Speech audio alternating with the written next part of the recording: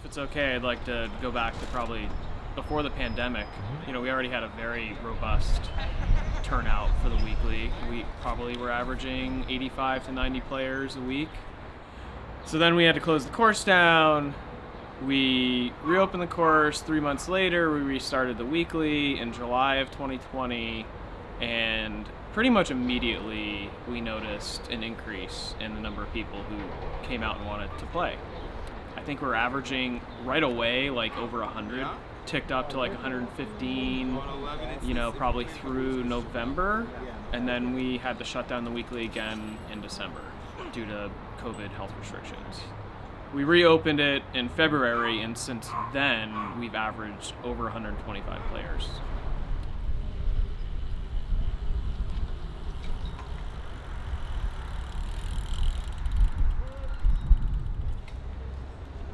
My name's Markham Schaffner. I've been in San Fran for 18 months at this point. I'm from Nashville, Tennessee, and started playing disc golf a little over a year ago, in large part due to Ultimate Frisbee having been semi-canceled by the pandemic. I've kind of taken all that excess time and energy and funneled it into disc golf, as I'm sure many other people in the club and around the country have been doing. I remember when I first started playing Ultimate, seeing people throw a disc more than 40 feet and have it go where they wanted, especially as a forehand, blew my mind. And the first time we went to a tournament and saw, other high schoolers throwing it 60 yards where they wanted to, it was actually mind-boggling. I was like, I want to be able to do that. I don't know how to do that. So I committed to learning it and getting that plastic to go pretty far, pretty accurately in the wind, and it's been a lifelong adventure. Watch Schaffner use the perfect touch on the forehand. Took kind of that passion and that athleticism, went to college, and our teams were always pretty decent. My senior year, we ended up winning the D3 National Championship. I moved to Washington, D.C., played with the top team there for a while, ended up winning some beach national championships, a world title, then came out to San Francisco. Was going to end up playing this past season with the San Francisco team, which is probably the most storied Ultimate Frisbee team of the last decade and a half, but Frisbee got canceled. After watching Markham Schaffner for years, all the way back to Claremont when he won a Division III national championship, there's one thing he likes to do, and that's shoot the disc.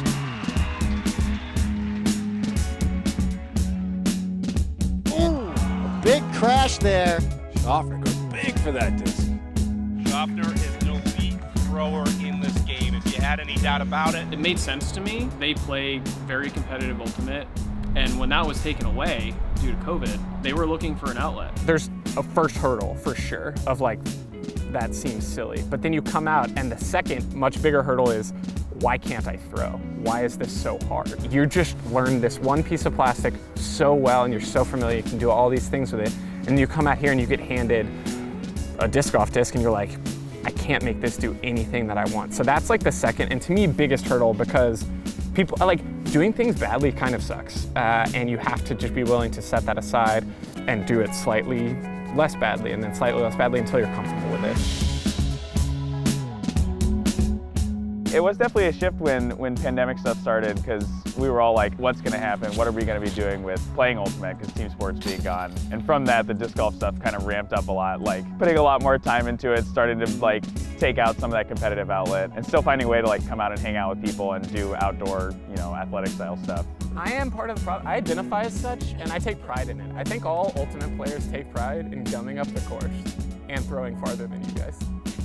Put that in there.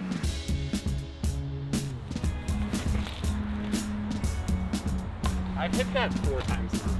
I'm so dialed on that trick. That's it, Molly. It was like a really awesome way to get outside, see people. I didn't really think I'd be playing as much as I am now at the time, to be honest, or own as many discs as I have, but it's definitely been a really great thing to be a part of, and I'm really excited to get to know the people in the sport and continue to play. Really great that we were able to provide them a competitive environment, a community for them to kind of just roll over into. No. 10-second rule. 10-second rule. 10-second rule. But it's great that they actually have engaged, and I think it's a really positive development for the scene in San Francisco. I don't imagine myself ever not playing disc golf some. If Ultimate comes back for real, I'm not going to play it as much for a while, but I'll still play. My dream is to, when Ultimate tournaments start back up, say like we've got a big tournament in Colorado to open up the season, I bring 30 or 50 tags or however many people want to play, and the Monday after we go to a local course or 2 courses and play a tags round. And then at the next tournament that we all go to, say midsummer in Minnesota, bring your tags and we'll dance around again. Or like, hey, say I saw somebody in between those tournaments, we could play for the Ultimate tags and dance those around. And I think that's a cool way to like integrate those 2 communities as well. People will continue to play, guaranteed. My name is Molly Munson. I am a resident of San Francisco, California. I've lived here since 2016 and started playing disc golf, I think in mid-2019, sometime around then. One thing that's pretty obvious is that they have a much more even split between men and women. And certainly, I think we've benefited in terms of our community becoming more diverse. So that's been really interesting and very much welcomed. There's I would say a severe lack of women's representation in this sport, and here in San Francisco, which is also very surprising because we're a very progressive city and have a lot of opportunities for gender equity. So seeing that kind of lack of representation was, to be frank, pretty disappointing to see, and it is something that I think I've appreciated the recent conversations over the last few months. Getting more women into the sport, whether it's just being part of the community or competing or both, has been a challenge for disc golf, I think, for the past like 30 plus years, I guess, throughout the history of disc golf. And it's something that, San Francisco has struggled with as well, maybe not known how to engage that topic. And like personally, I came out to a Tuesday doubles when I'd been playing for 4 weeks and was like, hey, I'm gonna play. And it was like a weird vibe, but it was really nice. It was just different because there were 80 dudes ripping cigs around a practice basket behind some trees, and and there weren't any women. And I don't think that's an environment that many women would feel comfortable kind of like walking into Golden Gate Park in the semi-dark and being like, hey, can I play? I remember when I played here for the first time by myself without Devin and our friend group, and I was really nervous and kind of scared to come out by myself because I knew it was mostly men. I didn't really know if I belonged. I felt like I would get judged for not throwing very well or hitting trees or just like not knowing what to do or what the etiquette was. My name is Ashley. I've lived in San Francisco since 2017. I got used to playing with guys and by the rules, and I wanted to come out and play with more women. So in 2018, we started the Women of SFDGC, and we started coming out. Later on, it kind of fizzled through, and recently I've gotten it back up. I'm like, I want to play with ladies more. I think it's going to be more fun. Having a safe place with other women that you can play with is like a really huge advantage for people who may have felt like myself, who were afraid to even come out and practice by themselves. So I think it's going to be awesome. I think we should continue to do more stuff, and I'm really excited about it. Yeah, Ashley. Nice and in the middle.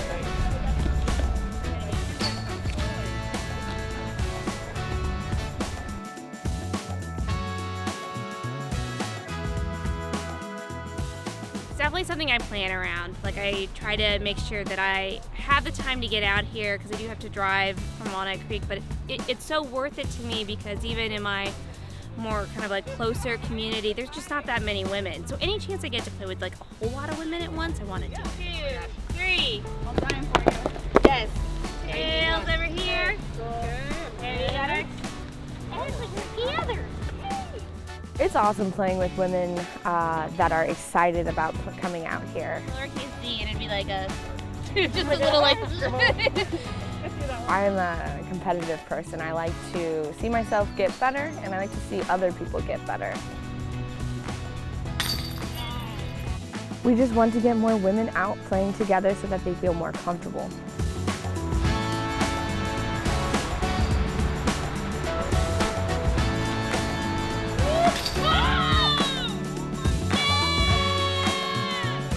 I was really sad I missed the first 2 weeks of the women's tag round, but joined for the first time this week, and it was super fun. I came home super energized. I didn't realize how much I enjoyed playing with women until I got to play around with them. I think one thing that I'd like to give us credit for is that we do listen. And it became pretty clear that there was opportunities for the club to do more to encourage women to be part of the club, be part of the community, compete at the weeklies, play casual rounds, whatever it is. There it is. Come back, come back. Yep. Nice, Molly. This is the first year we actually have a separate women's tag. And I'm happy to say that the response has been very positive. I think we have close to 40 women club members, which is about 10% of our club, which granted is still a pretty small percentage, but I think that is like trending in the right direction.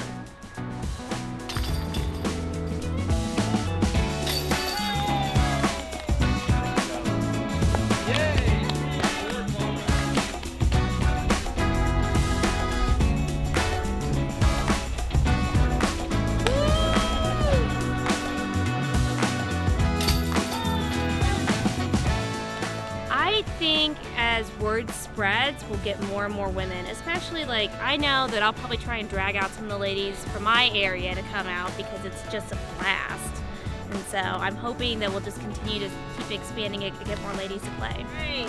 Good job, Holly. Woo-hoo! +6. The future is bright, and I really hope that I can be a part of helping it grow and like sharing this sport, because like we said earlier, one of the best parts about disc golf is sharing it with other people, and I think that there's no reason that any demographic shouldn't get access.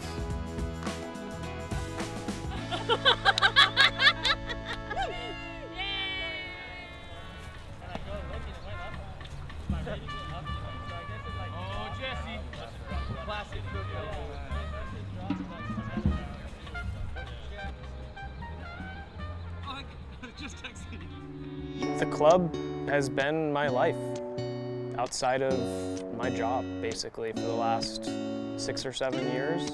I've met people from all walks of life through the club. My best friends I met through the club. Look at my wedding photos. I think there were only 2 people from the West Coast that weren't associated with the SFDDC that were at my wedding. What did I do before disc golf? It's a release. You come out here, hang out with your friends, and just think about golf, think about having fun. And we all need a little bit of fun in our lives. I keep coming back out here, one for the views and for the friends and for the Frisbees. You get a lot of friends who play disc golf. We hope people come out and enjoy it.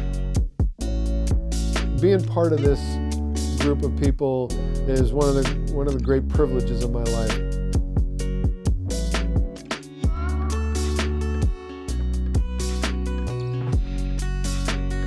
It's like coming to church. It's therapy. It's coming out and breathing.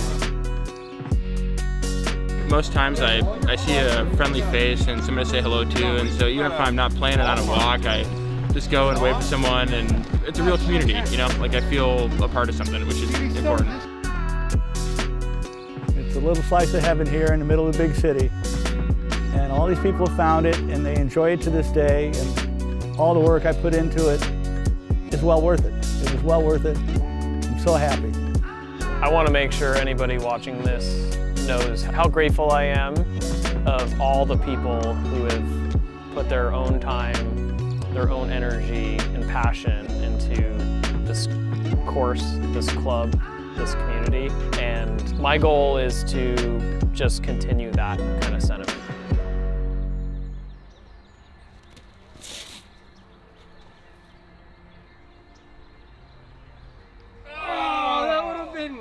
That would have skipped right up to it.